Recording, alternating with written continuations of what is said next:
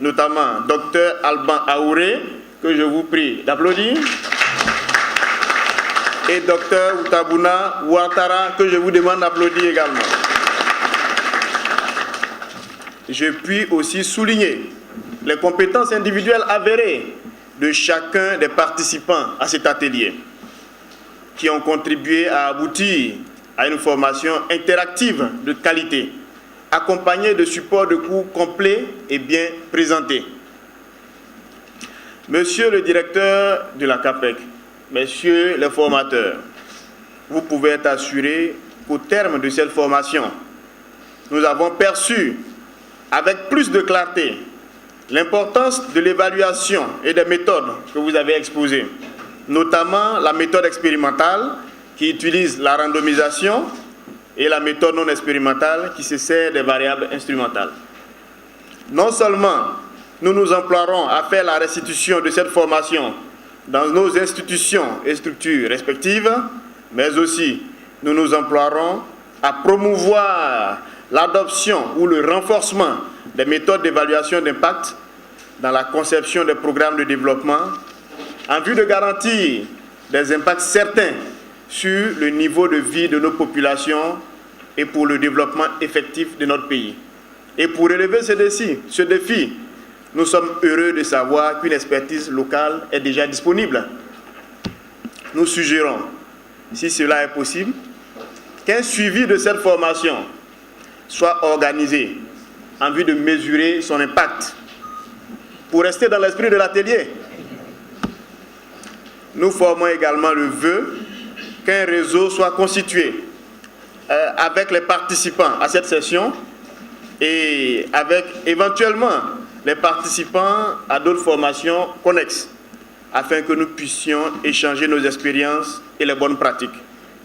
Enfin, je tiens, au nom de tous les participants, à réitérer une fois de plus les remerciements à la CAPEC. Je vous remercie.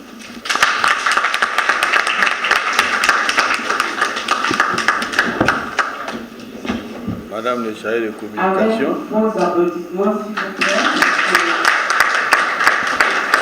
Je l'ai vu, il a failli rougir. Entièrement raison. Je perçois cet hommage à toute la CAPEC et comme une invite à continuer. Merci, monsieur le porte-parole.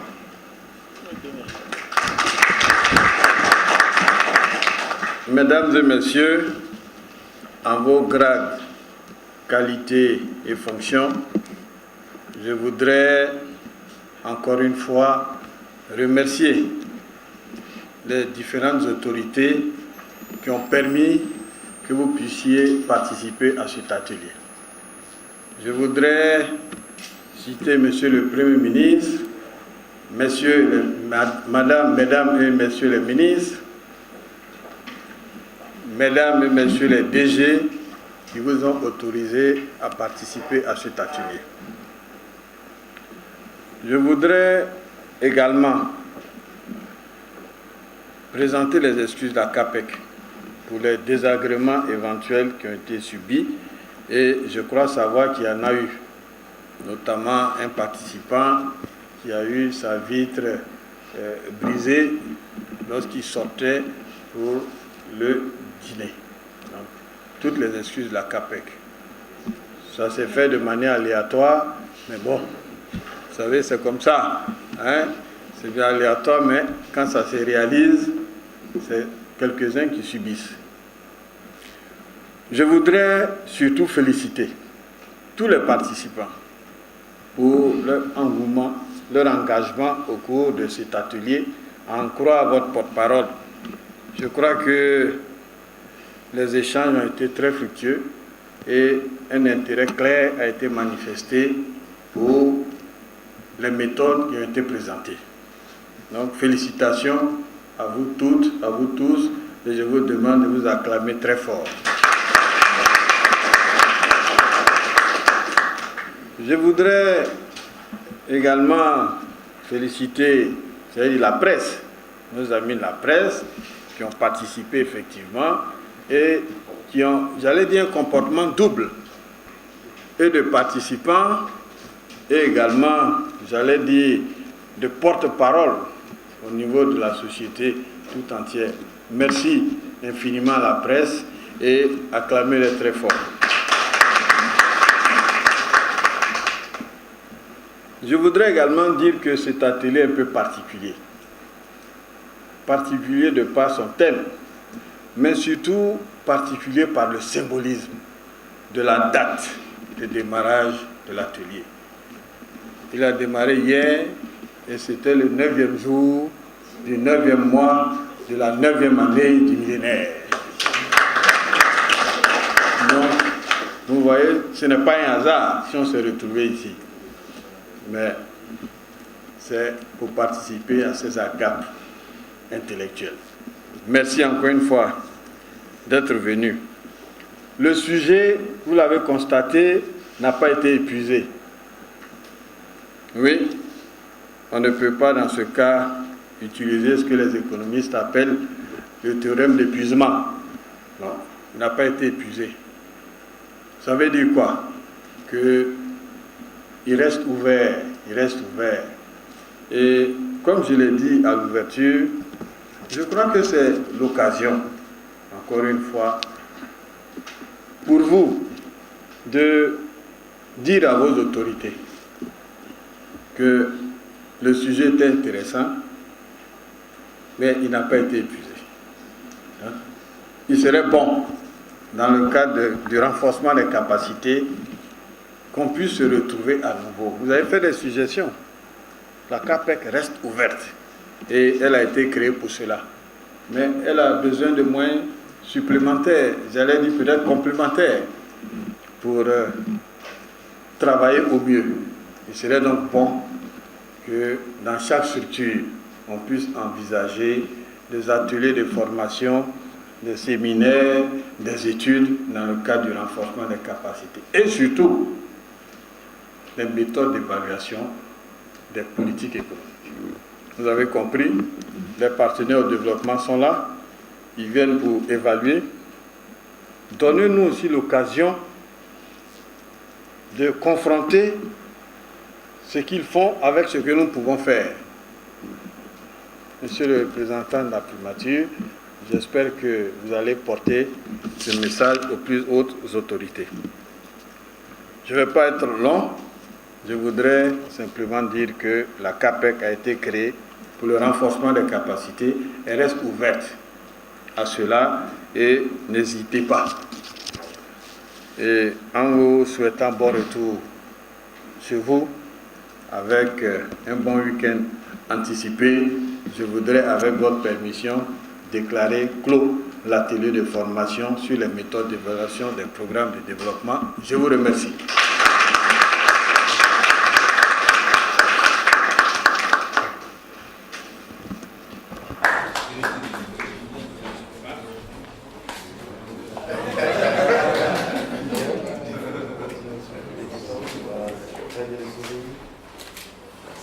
Une autre vaillante dame que je vous demande.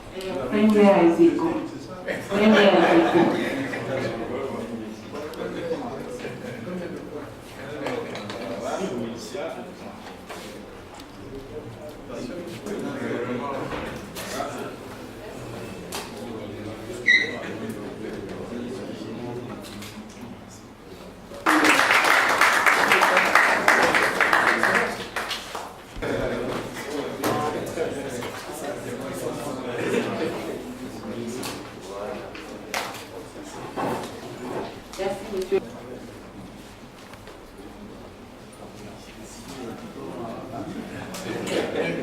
Ne soyez pas jaloux.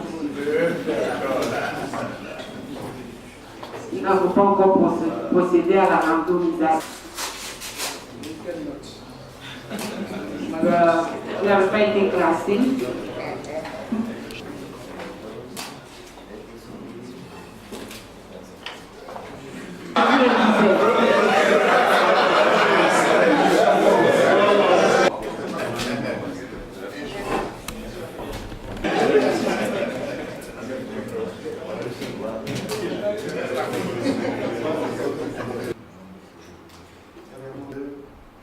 Voilà. Ok, voilà, très bien.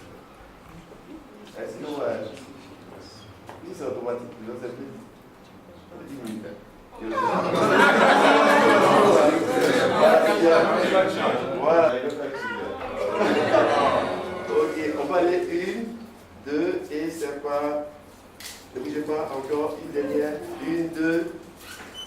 Est-ce que vous voyez comme un fils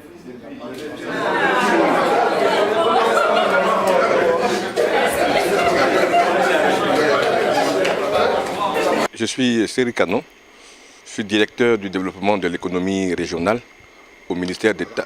Je suis directeur du développement de l'économie régionale au ministère d'État, ministère du Plan et du Développement. Je viens de participer à un séminaire très important et très innovateur dans la mesure où il nous permet de revoir nos méthodes d'évaluation. Jusque-là, on avait fait des évaluations sur des personnes, des entités qui avaient bénéficié soit d'une action ponctuelle ou d'un programme ou d'un projet. Et là, ce qu'on vient de voir nous permet de faire un distinguo, c'est-à-dire qu'il faut aussi bien évaluer ceux qui ont bénéficié du programme que ceux qui n'ont pas bénéficié du programme. Faire d'entrée de jeu avant la mise en œuvre du projet, constituer deux groupes distincts, un groupe qui va bénéficier du projet et un groupe qui ne bénéficiera pas du projet. De telle sorte qu'à la fin du projet, on puisse évaluer réellement l'impact, les effets, l'impact du projet sur les bénéficiaires du projet. Ça, c'est vraiment nouveau. Donc pour moi, le séminaire m'a permis d'avoir un instrument nouveau pour la conduite de mon travail. Puisque nous, au ministère du Plan et du Développement, notre rôle, c'est de fournir des instruments de planification, de développement aux collectivités et même à la Côte d'Ivoire. Ces programmes doivent être évalués à la fin de leur mise en œuvre et cette méthode nous permettra d'évaluer de façon pertinente tous les instruments qu'on mettra à la disposition des personnes qui veulent faire des actions de développement en Côte d'Ivoire. Vraiment, je suis satisfait, mais ce que je peux un peu regretter, c'est la brièveté du séjour. Parce que c'est un instrument qu'on vient d'apprendre qui est assez technique, qui est assez mathématique. Et en 2 jours, il est vraiment difficile de tout appréhender.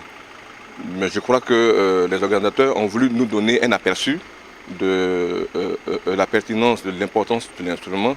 Il nous appartiendra par la suite de voir comment faire pour nous améliorer dans l'utilisation de l'instrument. Mais je pense que dans l'ensemble, c'est vraiment satisfaisant. L'instrument vient à point nommé. Monsieur Go Béo Émile, DAF du ministère de l'Environnement et des Eaux et Forêts.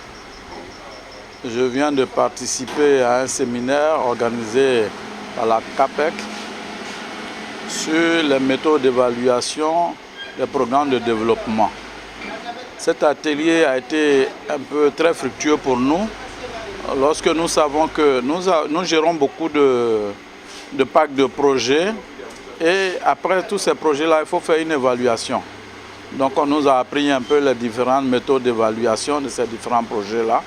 Et nous pensons qu'arrivé au ministère, nous allons organiser aussi un atelier pour pouvoir faire au moins une évaluation, voir comment ces projets-là se déroulent. C'est important pour nous parce que nous allons un peu vers l'achèvement du point de PPTE. Donc aujourd'hui, tout ce que nous apprenons va nous servir dans quelques années à venir. Donc vraiment, tous nos coordonnateurs qui ont organisé ce séminaire étaient vraiment à la hauteur et nous avons beaucoup appris. C'est une bonne chose pour nous. Alban Alphonse Emmanuel. Je suis docteur Auré Alban Alphonse Emmanuel, enseignant-chercheur à l'UFR des sciences économiques et de gestion de l'Université de Cocody, chercheur à la cellule d'analyse des politiques économiques du CIRES, la CAPEC. Nous avons eu pendant 2 jours un séminaire de formation sur le thème de la méthode d'évaluation des programmes de développement, auquel ont participé une quarantaine de personnes provenant des différents ministères et institutions et d'organismes privés en Côte d'Ivoire. Ce séminaire a permis de faire le point sur les méthodes utilisées et de favoriser l'apprentissage et la compréhension de nouvelles méthodes, notamment des méthodes microéconomiques qui permettent d'évaluer l'impact des programmes de développement sur les populations cibles. Comment les projets élaborés, les projets mis en œuvre affectent les populations cibles dans nos pays en voie de développement et particulièrement en Côte d'Ivoire. Voici la thématique que nous avons eu à débattre en présentant différentes méthodes utilisées un peu partout dans le monde. Et ces méthodes sont importantes dans le contexte du DSRP, donc de réalisation de notre document de stratégie de relance économique et de réduction de la pauvreté et vers l'achèvement de l'initiative PPTE. Il est important donc d'évaluer les différentes politiques qui seront mises en œuvre et de percevoir si ces politiques affectent significativement le bien-être de nos populations. Voici l'objectif que nous avons essayé d'atteindre au cours de 2 jours. Et nous pensons que les participants ont pu apprendre et ont démontré aussi une importante collaboration avec le thème débattu et leur participation a été très appréciée. Nous espérons qu'ils mettront en œuvre les différentes méthodes apprises afin de bien cerner l'impact des politiques sur les populations dans nos pays et particulièrement en Côte d'Ivoire. Je vous remercie. Non? Bien, donc au cours de cet atelier de formation, nous avons eu donc une quarantaine de participants. Ils ont été instruits et informés sur les méthodes d'évaluation des programmes de développement et des programmes de société. Alors, pour être un peu plus spécifique, nous avons abordé les notions de randomisation, c'est-à-dire une méthode de sélection aléatoire au début des évaluations des projets. Nous avons également vu comment, au cours d'un projet ou à la fin d'un projet, sans être passé par la randomisation, on pouvait également leur expliquer comment, avec les méthodes de variables instrumentales ou les méthodes, de régime, de modèles à régime, on pouvait justement résoudre les problèmes auxquels nous sommes confrontés. Donc, en gros, il s'agissait de mettre à la disposition des participants des outils nouveaux pour leur permettre d'être encore plus performants dans leurs travaux de tous les jours, pour leur permettre d'être beaucoup plus efficients dans l'évaluation des programmes de développement. Voilà un peu ce que nous avons fait avec le Dr Rialban et nous pouvons dire que nous sommes satisfaits parce que les objectifs sont atteints. Les participants, à en croire leurs délégués, sont très impressionnés et ont été suffisamment instruits des informations que nous avons données. Tout ce que nous souhaitons, c'est qu'ils puissent mettre en œuvre tout ce qu'ils ont appris de façon à ce que toute la Côte d'Ivoire puisse en bénéficier. Nous avons des compétences locales, je pense qu'il faut les utiliser.